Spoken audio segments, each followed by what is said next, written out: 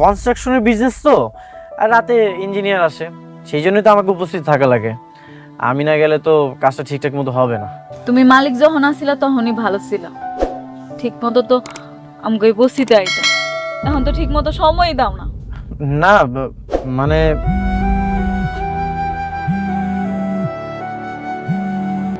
মেঘলা, আমার একটা কাজ আছে, আমার ইমার্জেন্সি যেতে হবে।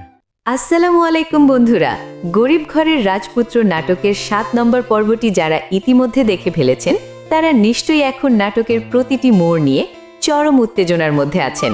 তো আজকের ভিডিওতে আমরা কথা বলবো আগামী 8 নম্বর পর্বে কি কি ধামাকা আসতে যাচ্ছে, তাই ভিডিওটি 1 সেকেন্ডও মিস না করে শেষ পর্যন্ত দেখুন।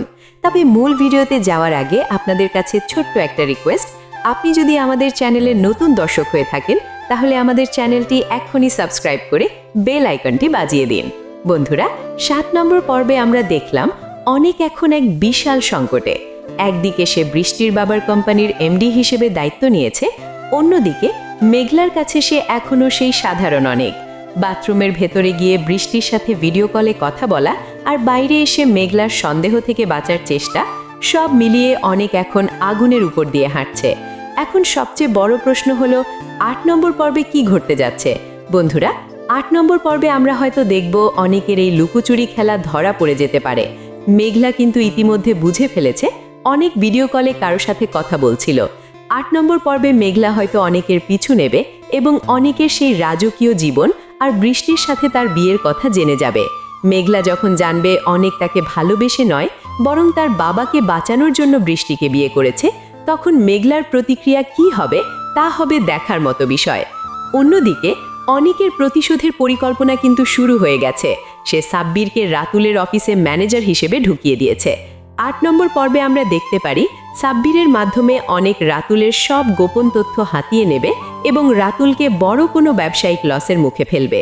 রাতুল কি পারবে অনেকের এই চাল বুঝতে, নাকি সে বৃষ্টির বাবার ক্ষমতার কাছে হার মানবে? এদিকে বৃষ্টি কিন্তু অনেককে এক মুহূর্তের জন্য চোখের আড়াল করতে চায় না। 8 নম্বর পর্বে বৃষ্টি হয়তো অনেকের বস্তির ঠিকানায় পৌঁছে যেতে পারে, আর সেখানেই শুরু হবে আসল নাটক। মেঘলা আর বৃষ্টি যখন সামনাসামনি হবে তখন অনেক কোন দিকে দাঁড়াবে?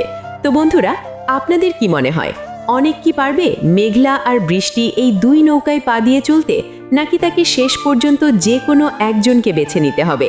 আর রাতুলের চূড়ান্ত পরিণতি কি হওয়া উচিত বলে আপনি মনে করেন? আপনার মূল্যবান মতামত ঝটপট কমেন্ট করে জানিয়ে দিন।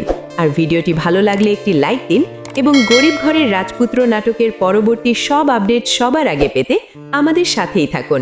দেখা হচ্ছে পরের ভিডিওতে। ধন্যবাদ।